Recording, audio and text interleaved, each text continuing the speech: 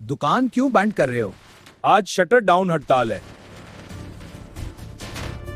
Shutter down हड़ताल किस वजह से है और ये हड़ताल कितने दिन रहेगी?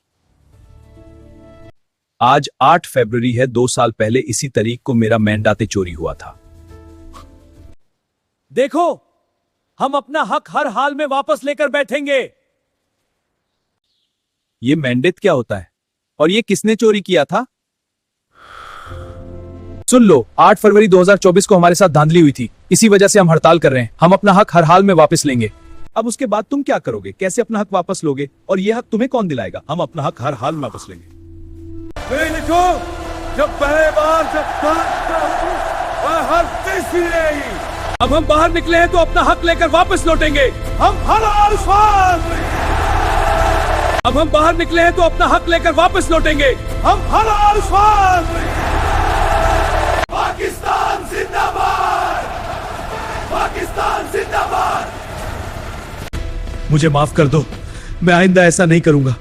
मुझसे गलती हो गई है। चुप रहो।